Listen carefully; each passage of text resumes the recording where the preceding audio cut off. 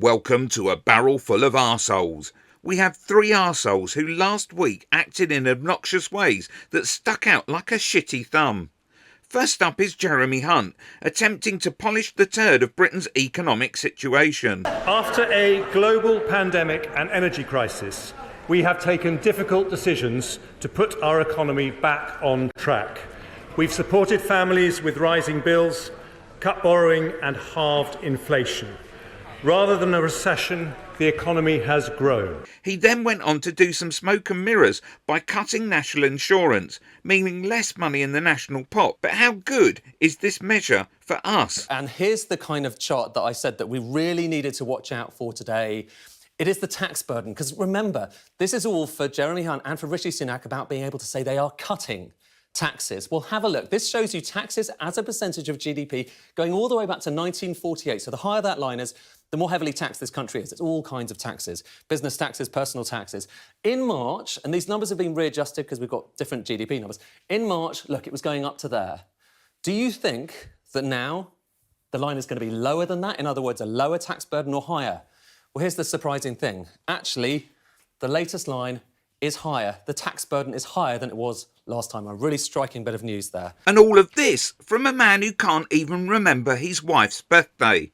What did you buy your wife for her birthday, and did you spend more or the same as last year due to the economic situation? Good morning.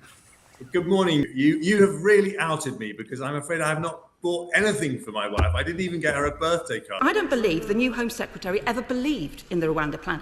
Then we had James Cleverly, turning the air blue, calling things shit left, right and centre.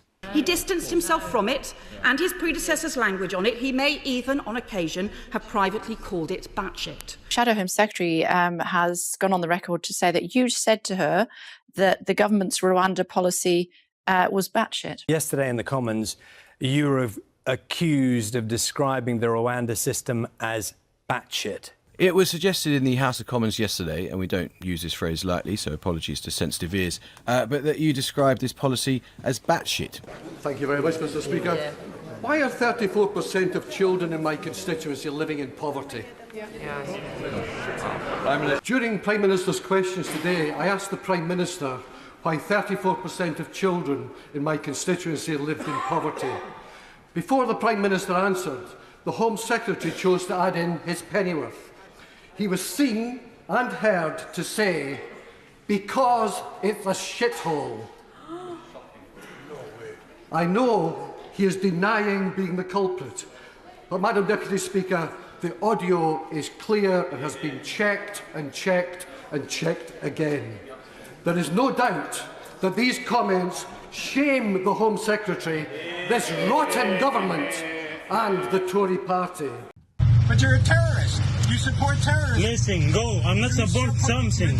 Finally, we have this guy, Stuart Seldowitz, a former national security official harassing a street vendor. You support terrorism. I'm not some... Go. I'm just working here. You're a terrible person. You kill children, not me. What? Go.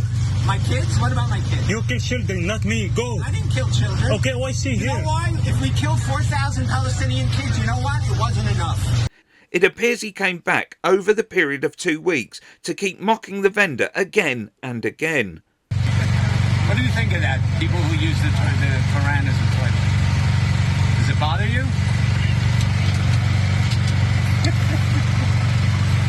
Does it bother you? Tell me the truth.